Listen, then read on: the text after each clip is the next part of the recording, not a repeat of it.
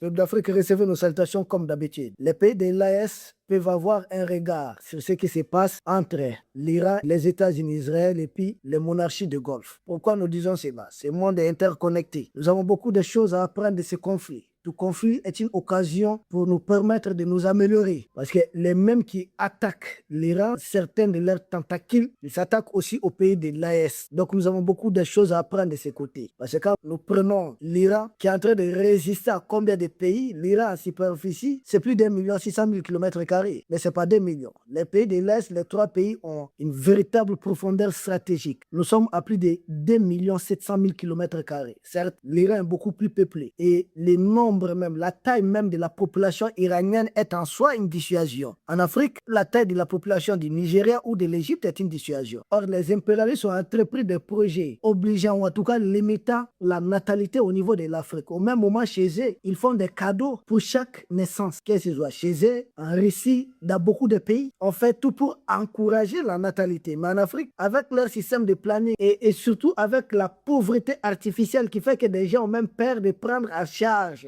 une famille nombreuse. Or, jusque-là, la force de l'Afrique, c'était quand on avait beaucoup plus de bras valides. Raison pour laquelle eux-mêmes, ils étaient venus dépouiller l'Afrique de ses bras valides à travers les mécanismes qu'ils ont appelés la colonisation. La force de l'Afrique, c'est au niveau de sa natalité, aussi au niveau de la démographie. Il faut savoir contrôler la démographie. Qu'est-ce qu'il faut? Comment nourrir ce monde? Comment entretenir ce monde? Comment les soigner? On aura besoin de combien d'hôpitaux? Et l'Iran, la taille de sa population, si les Iraniens n'étaient que 15 millions d'habitants, je vous en prie, 15 millions d'habitants. Est-ce maintenant, ça n'allait pas trouver qu'il y a déjà une invasion de l'Iran? La réponse, évidemment, c'est oui. Les Russes sont autour de 120, 140 millions d'habitants. Si c'était l'inverse en taille de population, comment ça allait se passer? La démographie, malgré qu'on n'est pas d'accord avec Nicolas Sarkozy, lui qui a fait envahir la Libye, mais il avait raison. Quand il dit c'est la démographie qui fait l'histoire. Nous autres Africains, de savoir capitaliser sur ça. De la première leçon, moi ce ne sont pas les bombes, c'est d'abord en termes de démographie. Les 3 pays de l'AES ont plus d'1 million de km² de plus que l'Iran. Mais l'Iran est plus peuplé que les 3 pays de l'AES ensemble. Deuxième chose que nous avons observé à travers cette guerre, c'est qu'il faut produire localement. Si l'Iran devait acheter chaque missile tiré ailleurs, je ne pense pas que l'Iran allait tenir même 24 heures. Au bout d'une heure, c'était fini. Si l'Iran a tenu plus de 24 heures, c'est pourquoi? Parce que l'Iran est même en train de produire 5 missiles et ses drones. Maintenant, les autres, les alliés aident. Par exemple, c'est pas GPS que l'Iran utilise, c'est la technologie Baidu qui est de la Chine. Et je vois l'oncle Sam, les Yankees et autres dire que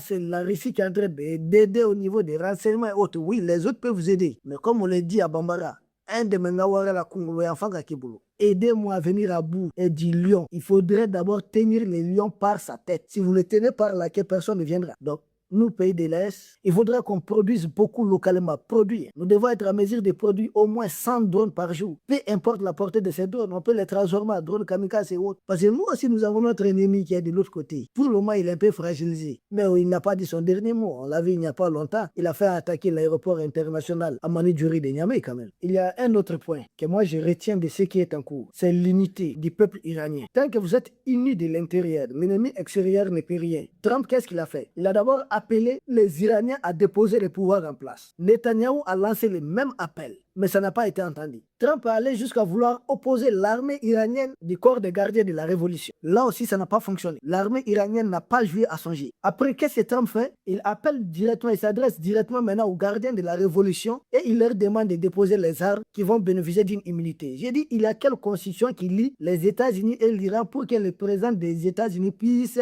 accorder de l'immunité aux Iraniens? Ça existe où? Ça n'existe nulle part. Donc ça, c'est un point important que j'ai retenu. Et surtout, nous avons vu les textes pris par le ministre iranien disant que tout Iranien qui va manifester en faveur de l'ennemi sera considéré comme un soldat ennemi. Il sera traité comme tel. Dans des pays en guerre, on ne joue pas avec des trucs. Parce qu'ils ont tellement fait un lavage des cerveaux aux Africains. Dans des pays en guerre ici, j'ai vu des gens limités comme le Tigendia, liberté d'expression dans les pays d'Est. Nous sommes des pays en guerre. Qu'est-ce que Donald Trump a fait? Il a été très furieux, non? Très fâché contre un journaliste de CNN qui est venu en Iran pendant que Trump est en train de dire qu'il a tout détruit en Iran. Là-bas, ça ne va plus. Ça ne tient plus. Un journaliste de CNN circulait en train de boire tranquillement son café dans les rues de Téhéran. Et Trump a dit, ça c'est faire la propagande de l'ennemi, ça ne passe pas. On a vu un de leurs vétérans qui s'est opposé, selon les médias français, ça reste à confirmer parce que ces médias disent très peu la vérité, qui s'est retrouvé avec un bras cassé parce qu'il est en train de s'opposer à ce que l'État est en train de faire aujourd'hui à travers de la trame. Quand les pays en guerre,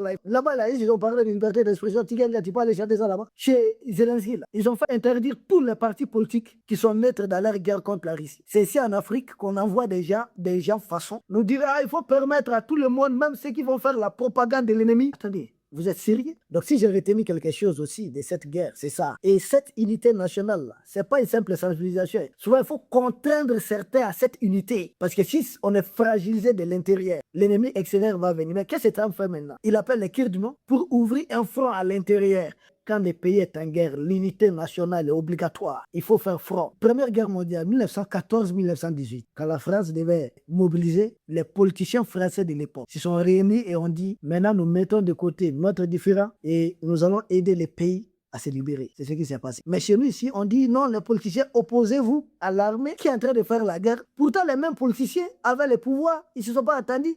Manifestation à gauche, manifestation à droite, finalement, ça a été renversé. Maintenant, l'armée vient pour pacifier, sauver ce qui restait du pays. Et l'armée, dans cette guerre, est parvenue à libérer beaucoup de villes. Au lieu d'aider l'armée, non, Emmanuel Macron appelle les politiciens qu'il faut s'opposer à l'armée malienne, il faut fragiliser les armées de l'Est pour permettre aux terreaux soutenus. Comme Donald Trump est en train de lancer un appel aux Kurdes. Nous saluons les Kurdes qui ont refusé, qui ont dit, mais ils ont déjà été trahis en Syrie. Pas qu'en Syrie, ils vont vous trahir chaque fois. Ils vont vous utiliser, vous jeter, c'est comme une orange. On prend les jets et puis on jette le reste. C'est comme ça qu'ils vous utilisent. Et merci d'avoir compris ces jets, ces pièges. Ça, c'est quelque chose encore que j'ai hérité. Donc d'abord la démographie, ensuite la production locale des munitions et ensuite l'unité nationale. Ne pas faire des cadeaux, ne pas permettre à l'ennemi de l'intérieur de prospérer. Non, ça ne se fait pas quand les pays sont vraiment engagés contre les impérialistes. Non, pas d'ennemis à l'intérieur. Si je devais retenir une quatrième chose, c'est qu'on doit profiter de la géographie. La géographie, c'est notre défense naturelle. L'Iran, pour l'envahir aujourd'hui, c'est compliqué parce que non seulement il y a une unité nationale, l'Iran produit localement ses munitions, ses armes, parce que l'ennemi de l'intérieur a du mal à prospérer, parce qu'ils ont une bonne démographie, mais c'est surtout aussi à cause de leur géographie. Ah non, Iran, il y a certains endroits, vous allez voir des collines, même Téhéran. C'est pas possible. Demandez à tous ceux qui ont fait un tour à Téhéran ou bien ceux qui peuvent avoir des images dans ce sens. Et il dit quoi?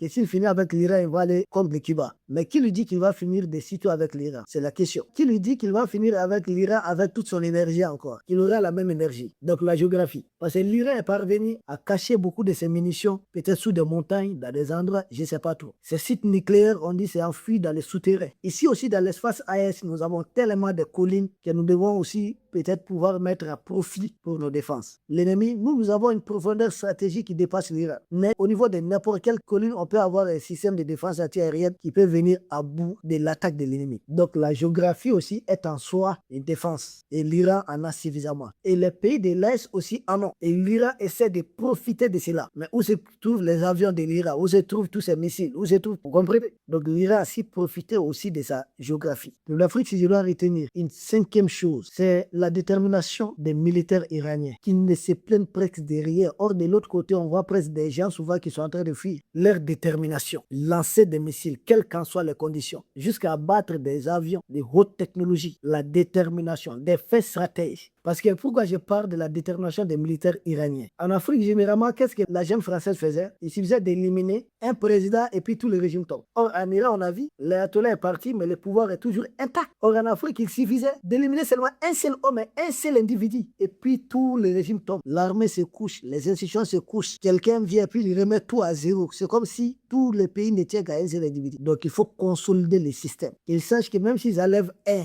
il y aura un second qui sera beaucoup plus radical. S'ils enlèvent le second, il y aura un troisième qui sera encore très radical. S'ils enlèvent le troisième, il y aura un quatrième qui sera ultra radical. Donc, il faut consolider les systèmes en place. Et s'ils savent qu'ils ne peuvent plus changer les régimes, ce qu'ils appellent régime, à ce moment, ils seront contraints de discuter, de négocier.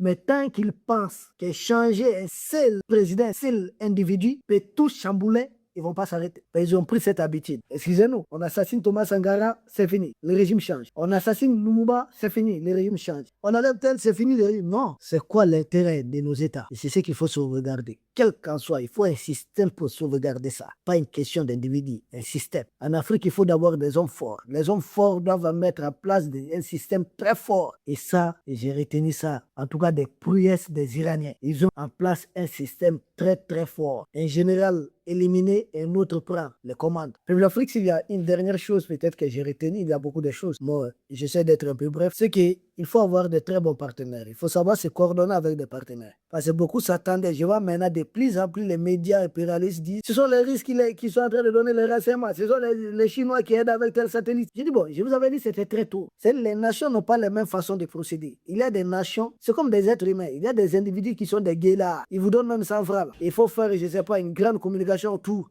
On va donner des missiles Tom Shadow, on va donner ça Charles Abraham, on va donner ceci. Hey, il y a des pays qui agissent sans parler. Il y a des êtres humains comme ça. On fait des choses, pas besoin de dire, on n'a pas besoin de se vanter. Et la nature des pouvoirs chinois, russes, ce n'est pas la même nature que la jeune française ou bien les Yankees qui ont pour habitude de dire tout ce qu'ils font ou même de dire des choses qu'ils ne vont pas faire. Bref, voici entre autres les points clés que nous avons retenus et qui peuvent être très bénéfiques au pays de l'AS. Peut-être il y a déjà de ces points qui sont pris en compte. C'est juste des propositions. Donc l'Afrique, nous vous remercions. Nous espérons vous retrouver très bientôt pour un autre sujet au sommet de l'actualité. Merci beaucoup.